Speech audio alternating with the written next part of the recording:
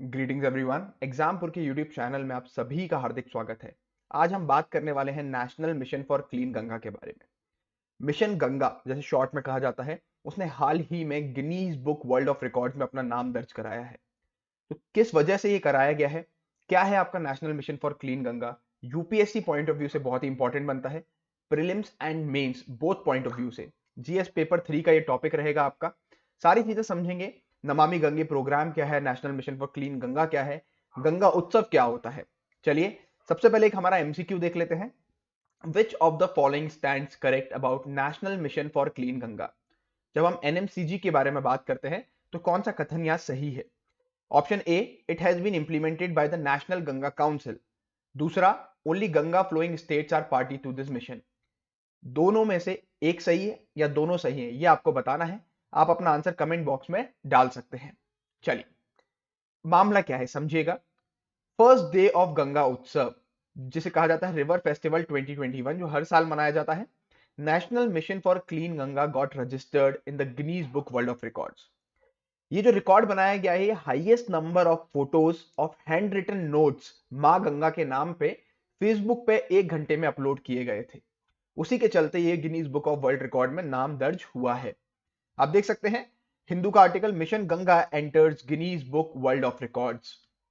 साथ ही में ahead of the 3 day Ganga उत्सव 2021, नमामि गंगे ने प्लान किया था, जो नमामि गंगे प्रोग्राम है एनएमसीजी के अंतर्गत, उसने प्लान किया था कि एक वर्ल्ड रिकॉर्ड बनाया जाएगा 11 बजे से 12 बजे के बीच में, जिसके अंतर्गत लोगों को, अलग अलग कंजर्वेशनिस्ट हो गए, पब्लिक हो गई, जो भी एक्टिविस्ट हैं, साथ ही में गंगा लवर्स जिन्हें कहा जाता है, सभी लोगों को बुलाया जाएगा और वो अपने एक हैंड रिटन नोट्स, जिसके अंतर्गत आप एक पोएम लिख सकते हैं, एक मेमोयर हो सकता है, एक आर्टिकल हो सकता है, माँ गंगे के नाम के साथ आप अपलोड करेंगे।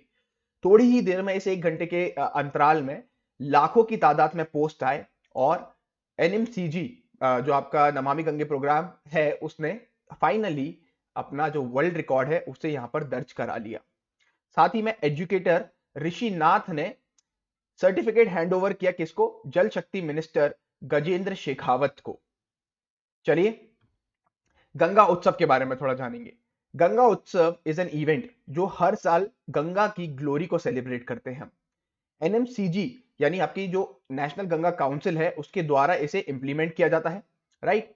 और ये 3 दिन का फेस्टिवल होता है, जिसके अंदर अलग अलग जगह से लोग आते हैं।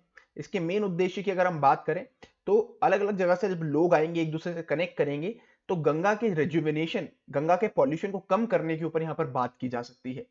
साथ ही में इस इवेंट में, तो उत्सव में, आपको ये अलग अलग नदियों पर सेलिब्रेट करते हुए देखने को मिलेगा। उज्जैन में शिप्रा नदी पर किया जाता है। प्रयागराज में जहां यमुना और गंगा दोनों मिलते हैं, वहां सेलिब्रेट किया जाता है। साथ ही में इस इवेंट में, इस उत्सव में, आप एक मेला टाइप का भी देख सकते हैं, जिसके अंतर्गत आपको अलग अलग डायलॉग्स दिखेंगे एमिनेंट पर्सनालिटीज के साथ, क्विजेज होती हैं, म्यूजिक होता है, डांस परफॉर्मेंस होते हैं, ट्रेडिशनल आर्ट फॉर्म्स होती हैं, एग्जीबिशंस होती हैं, फोटो गैलरीज लगाई जाती हैं।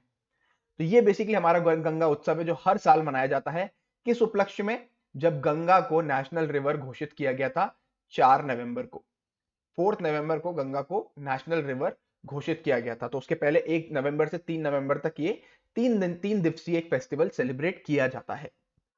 चलिए, अब बात करेंगे हम लोग national mission for clean Ganga के बारे में। UPSC prelims point of view से बहुत इंपॉर्टेंट है, ध्यान दीजिएगा। इसे एक रजिस्टर्ड एज अ सोसाइटी, इसे एक सोसाइटी की तरह रजिस्टर किया गया है 2011 में, 12 अगस्त 2011 में, अंडर सोसाइटीज रजिस्ट्रेशन एक्ट 1860। एक इंप्लीमेंटेशन आर्म है किसका? National Ganga river basin authority.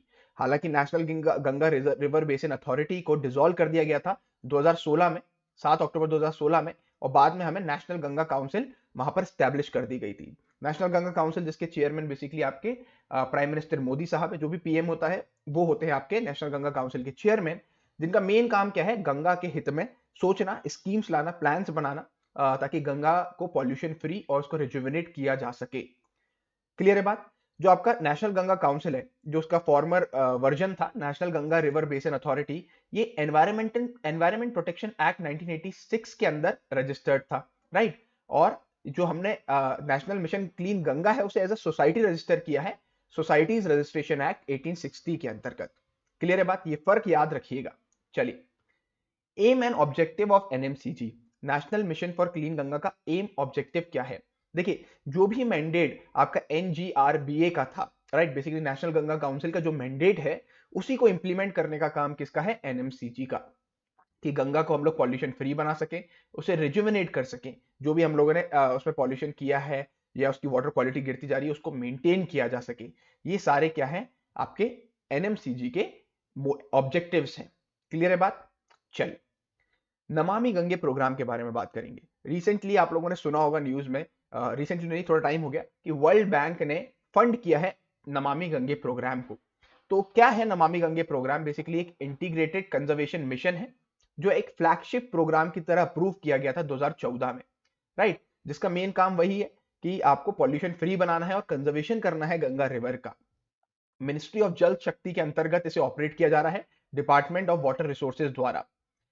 ये जो प्रोग्राम है एनएमसीजी के द्वारा ही इंप्लीमेंट किया जा रहा है, ठीक है। उसी के अंतर्गत एक इंटीग्रेटेड प्रोग्राम आपको हमने निकाला है, नेशनल नमामि गंगे प्रोग्राम जिसे कहा जाता है। ये साथ ही में स्टेट प्रोग्राम मैनेजमेंट ग्रुप्स की मदद के साथ इसे इंप्लीमेंट किया जा रहा है। अलग अलग स्टेट्स के अंदर जो भी आपके प्रोग्राम मैनेजमेंट ग्रुप्स है ना, उनकी मदद से इन्हें इंप्लीमेंट किया जाता है। जो मेन पिलर्स हैं इस प्रोग्राम के, वो हैं आपके sewage treatment infrastructure and industrial effluent monitoring. Main issues अगर हम गंगा रिवर की बात करें, तो जो सीवेज उसमें छोड़ा जाता है, साथ में जो भी इंडस्ट्रीज हैं, फैक्ट्रीज हैं, उनके केमिकल्स, उनके एफ्लुएंट्स जो निकलते हैं और गंगा में जाके मिलते हैं, वो गंगा को पल्यूट कर रहे हैं। क्लियर है बात? तो उनसे वो मेन पिलर्स में से एक आता है नमामि गंगे प्रोग्राम के। River front development and river surface cleaning. जो रिवर फ्रंट होता है ना, उसको डेवलप किया जाए, राइट। उधर एक क्लीनिंग हो, जैसे जब भी आप देखेंगे, आप कभी भी जाते हैं तो आपको देखने को मिलेगा बहुत सारे फूल, बहुत सारी चीजें, गंदगी देखने को मिलती है, घाट प्रॉपरली डेवलप नहीं है। तो उसी के डेवलपमेंट की यहाँ पर बात कर रहे हैं। बायोडाइवर्सिटी एंड अफॉरेस्टेशन, बहुत ही इंपॉर्टेंट रोल प्ले करता है बायोडाइवर्सिटी और एफॉरेस्टेशन। यानी जब हम बात करते हैं डिफॉरेस्टेशन की, यानी पेड़ों को काट देना, जब पेड़ कट जाते हैं तो फ्लड आने के चांसेस बहुत ज्यादा बढ़ जाते हैं, सॉइल नहीं बचता। जब सॉइल रहता है, अफॉरेस्टेशन होता है, तो सॉइल आता है, और सॉइल की वजह से जो पानी है जमीन में जाता है, राइट, वाटर होल्डिंग कैपेसिटी बढ़ती है, जिसकी वजह से फ्लड जनरली नहीं आते। ऑलराइट, सो ये एक मेजर कॉज है, ठीक है। इसके बारे में भी हम लोग बात करेंगे, एफोरेस्टेशन और डिफोरेस्टेशन जैसे इश्यूज के बारे में। साथ ही में इंपॉर्टेंट है पब्लिक अवेयरनेस। जो भी हम लोग कचरा फेंकते हैं, पूजा पाठ के का सहारा लेके हम जो भी फूल डालते हैं, चलो फूल तो एक आपका बायोडिग्रेडेबल हो गया, साथ ही में कुछ पॉलिथिन्स भी डाल देते हैं, बहुत सारी चीजें डंप की जाती है गंगा में।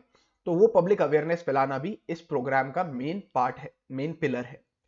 ये 20,000 करोड़ का फंड है, centrally funded non lapsable corpus, consist of nearly 288 projects. सबसे बड़ा इशू हमारे यहाँ क्या आता है? प्रोजेक्ट्स तो आते हैं, पर उनका जो फंड है वो यूटिलाइज नहीं हो पाता। उनके फंड के यूटिलाइजेशन के लिए ही हम लोग यहाँ पर अलग अलग प्रोग्राम्स लेकर आते हैं।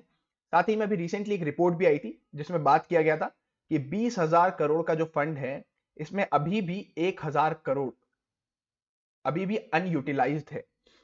समझ रहे हैं आप? इतने सालों में भी इस फंड को यूटिलाइज नहीं किया गया, 1,000 करोड़ अभी भी अनयूटिलाइज्ड है। चलिए, कुछ फैक्ट्स रिलेटेड बात करेंगे, जो भी गंगा से रिलेटेड फैक्ट्स हैं, जो सभी को पता होना चाहिए।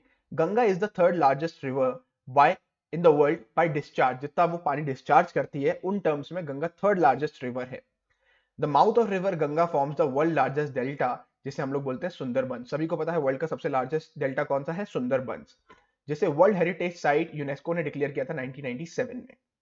It is the 34th longest river in the world by length. The Ganges River is extremely important to the people of India, as most of the people जो अपने डेली नीड्स के लिए गंगा रिवर को यूज करते हैं, चाहे पानी पीने की हम लोग बात करें या फिर अपने कोई भी चीजें, कपड़े धोना हो गया, डेली नीड्स जो भी लगती हैं उसके लिए गंगा रिवर को यूज किया जाता है। The river flows through 29 cities with population over 1 lakh. ठीक है, 29 सिटीज से होकर गुजरती है, 23 सिटीज जिसके अंदर पॉपुलेशन आती है 50,000 से 1 लाख के बीच में, और 48 टाउन्स इन शॉर्ट इसके अंतर्गत गंगा रिवर से, गंगा 48 टाउन से होते हुए गुजरती है। कौन कौन से स्टेट से होकर गुजरती है हमारे लिए इंपॉर्टेंट बनता है। देखिए, शुरू होती है उत्तराखंड में, उत्तराखंड से आप देखेंगे ये एंटर करती है उत्तर प्रदेश में, देन पूरा उत्तर प्रदेश में ट्रैवल करते हुए बिहार, और बिहार में ट्रैवल करते हुए ये आपकी कहा जाती है वेस्ट बंगाल, और वेस्ट बंगाल से ही आपको कहां देखने को मिलेगी? बांग्लादेश में। क्लियर है बात? चलिए, कुछ मेजर कंसर्न्स के बारे में बात करेंगे। As a part of natural process Ganga river is shifting. हमने बात करी पोल्यूशन के बारे में जो कि एक मेजर इशू है। साथ ही में गंगा रिवर रिसेंटली शिफ्ट हो रही है, अपना कोर्स शिफ्ट कर रही है। यही मैं बात करने वाला था आपसे डिफॉरेस्टेशन की। जब डिफॉरेस्टेशन होता है, जब पेड़ पौधे नहीं होते, सॉइल नहीं होता, तो पानी रिटेन करने की कैपेसिटी खत्म हो जाती है, जिसकी वजह से फ्लड जाते हैं। और जब फ्लड जाते हैं तो गंगा जो अपनी रिवर्स होती हैं जनरली वो कोर्स अपना शिफ्ट कर लेती हैं, क्योंकि हर रिवर जो शॉर्टेस्ट पाथ है वो यूज करना चाहती है। तो फ्लड्स की वजह से वो शॉर्टेस्ट पाथ मिलता है उनको और वो उस तरफ चली जाती है। आप देख सकते हैं in Haridwar Ganga has shifted by 500 metres from its original course. 500 metre से ज्यादा अपने ओरिजिनल कोर्स से शिफ्ट कर चुकी है गंगा हरिद्वार में।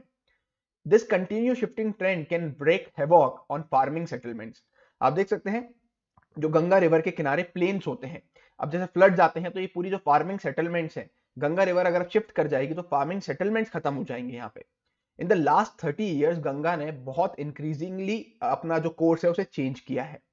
बिहार में तो 2.5 किलोमीटर तक, 1990 से अगर हम कंपेयर करें 1990 से, तो 2.5 किलोमीटर तक का अपना कोर्स गंगा ने बिहार में चेंज कर चुकी है। तो देखिए मेजर कंसर्न में हमारा जो गंगा रिवर है उसकी शिफ्टिंग भी बहुत इंपॉर्टेंट है। चलिए एमसीक्यू का आंसर देख लेते हैं। Which of the following stands correct about national mission for clean Ganga?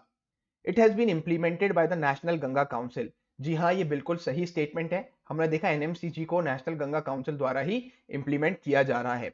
साथ ही में only Ganga flowing states are party to this mission. बिल्कुल, जो भी गंगा के तट पे बसे जो भी राज्य हैं, जैसे उत्तराखंड की बात करें, उत्तर प्रदेश, बिहार, देन आपका झारखंड हो गया, वेस्ट बंगाल हो गया, यही सारे पार्टी हैं इस मिशन के। तो ऑप्शन नंबर सी 1 और 2 दोनों हमारे यहाँ पर करेक्ट आंसर बनते हैं।